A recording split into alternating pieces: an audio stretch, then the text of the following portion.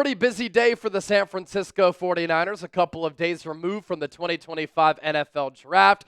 In the wee hours of the morning, the Niners signing tight end George Kittle to a massive and historic contract extension, making him the highest paid tight end in the National Football League in average annual value at $19.1 million per season, and the highest paid tight end in the history of the NFL. And this afternoon on this Tuesday, April 29th, oh my gosh, is this real? Pitch yourselves. The San Francisco 49ers have signed a former Pro Bowl offensive lineman. How about that? After they took one offensive lineman in the NFL draft when they entered the draft with 11 picks. Let's talk about it here. You're watching the 49ers Report by Chat Sports. Chase Sr. here with you, and this is why you subscribe. If you want to be a real one, stay in the know with all things Niners. I always have you covered. And when breaking news happens, the 49ers Report, led by yours truly, Chase Sr., your fearless leader, fills you in. So the news breaking just moments ago that the 49ers are signing former Pro Bowl offensive tackle DJ Humphries to a contract. A lot of thoughts here.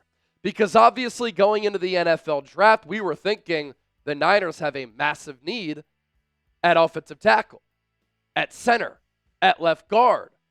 And the Niners needed to also rebuild the defense. And so with this Niners 2025 draft class, they went defensive heavy. Robert Saleh's fingerprints all over what the Niners did with this particular draft. And I like what they did on the defensive side of the ball, bringing in players with length, with physical power, with athleticism, with really impressive physical traits and athletic testing numbers. And all of those players that they brought in, I think, have an opportunity to be impact players right from the jump. First 5 picks off the board for the Niners, all defense, right? And they took a couple of offensive players, and all of those defensive players going to help improve what has been a lackluster rushing defense, trying to help restore the identity that the Niners have lost on that side of the ball. But if you were watching our live coverage, I went on a rant. In the 7th round, the Niners drafted quarterback Curtis Rourke instead of an offensive lineman. And I was flummoxed. I was perplexed. The Niners had multiple needs along the offensive line going into the draft, and all they did was take Connor Colby in the 7th round out of Iowa. And the thought process was, when you look at this Niners offensive line depth chart, this is a very mediocre offensive line. And it was mediocre going into the draft, and they really didn't do much to address it. And here's my thoughts here with this Niners offensive line. Trent Williams is an all-time great. He is a future Hall of Famer. But he is going to be 37 years old on July 19th. And his play has been declining while the injuries have been increasing. And you don't have a legitimate backup offensive tackle behind him or Colton McKivitz. And so if Trent Williams or Colton McKivitz were to get hurt this upcoming season, you are screwed. Trent Williams can still play at a really high level, but Colton McKivitz is completely average, and then you don't have a legitimate offensive tackle behind them. I would have addressed that in the NFL draft. The Niners did not do that. And they figured to have a left guard competition between Ben Barch and Spencer Burford, Connor Colby. Connor Colby's a good athlete at Iowa, right? Experienced player, finishes his blocks, really good fit for the outside zone. But Jake Brendel is a question mark. Competing with him, Matt Hennessy, unknown. Drake Nugent, not sure. Dominic Pooney's a stud at right guard. And Colton McKivitz, as I said, he's good to okay to average. When he's going up against the elite edge rushers, he gets exposed. And the Niners, after the draft, during the draft, did not address backup offensive tackle. Well, they finally have here with DJ Humphries. So let's talk about the player here after I had to go on a little bit of a rant, because it just fires me up that Kyle Shanahan and John Lynch don't take the offensive line seriously enough. It is such an important position group where games are won and lost, yet they ignore it a lot. And the Philadelphia Eagles just won the Super Bowl, have the best offensive line in football. What did Howie Roseman do? Drafted 3 more offensive linemen to add to that room. Now, as far as DJ Humphries goes, If you want to go and look at his 2024 Pro Football Focus numbers, you can. They were terrible. Now, keep in mind, at the end of the 2023 season, while on the road against the Eagles and playing for the Arizona Cardinals, DJ Humphries, who is one of the more legendary players for that organization, a multi-time team captain, he tore his ACL. And so for a big guy who has the size of DJ Humphries, it took a little while for him to come back off that injury. The Chiefs were having offensive line problems. He had to kind of rush back. They put him into the lineup. It didn't go well. 92 snaps, overall Pro Football Focus grade of 44.8, pass blocking grade of 30.5, a run blocking grade of 66.1. He gave up 3 sacks, 2 penalties, and it was just not pretty. The production and how he looked and coming off that injury.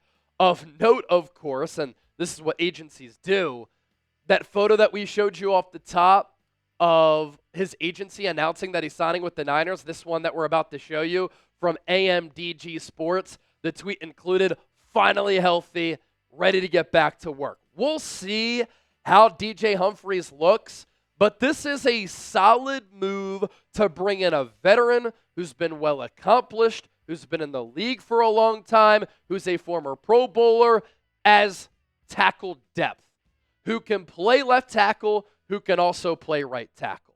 So he's 31 years old, first-round pick, 24th overall, all the way back in the 2015 draft. At that time, he became the highest drafted Florida offensive lineman since Mike Pouncey was drafted before him in 2011. And he was a Pro Bowler in 2021 with the Cardinals from 2015 through 2023, played for the Chiefs in 2024. It ended up being so bad that the Chiefs put Joe Thuney, a great guard, and slid him out to left tackle. And then obviously he got exposed in that Super Bowl loss against Philadelphia. And then the Chiefs obviously did a lot to address the offensive line, including the signing of Jalen Moore, a former backup Niners offensive tackle who, when he filled in for Trent Williams last year, he played well. Offensive linemen are so hard to get that they paid Jalen Moore $15 million per year. And some people will say the NFL has an offensive line problem. It's part of the reason why the Niners don't address it. I don't want to hear that excuse. I know quality offensive linemen can be hard to find, but a team like the Philadelphia Eagles, again, didn't have glaring holes along the offensive line. The Niners did. The Eagles didn't need to draft offensive linemen. They drafted 3. The Niners, they drafted 1. And so I just have an issue with the organizational philosophy as far as their team building strategy. But the signing of DJ Humphries does help the Niners a little bit. Now, if Trent Williams all of a sudden is going to retire and catch us all by surprise and Humphries is going to be the starting left tackle, that's a little bit of a concern because he's trending toward being at the end of his career.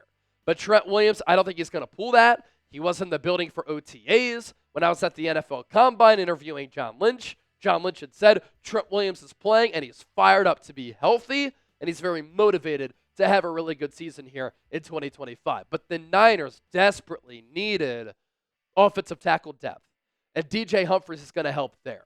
Now, if you want him to play right tackle ahead of Colton McKivitz, could be easier said than done, and your ask might be a little bit unrealistic. DJ Humphries played right tackle in year 2, all the way back in 2016. After that, primarily has been a left tackle in this league. That's the position that he's been most used at, most comfortable with, but he does have some experience at that right tackle spot. And so that is an option for San Francisco. I imagine this is going to be a very cheap deal. A lot of you might be asking, Chase, why are the Niners doing this now? Why didn't they do it a while ago? Well, after the draft, these signings that you're seeing across the NFL, they don't count against the compensatory pick formula. And so yesterday on Monday, you saw a lot of players signed. Today, you see DJ Humphries being signed by San Francisco. That's kind of the thought process there. Let me check Twitter, see if anything else has popped up. But DJ Humphries signing with the Niners. could potentially be the Niners starting right tackle.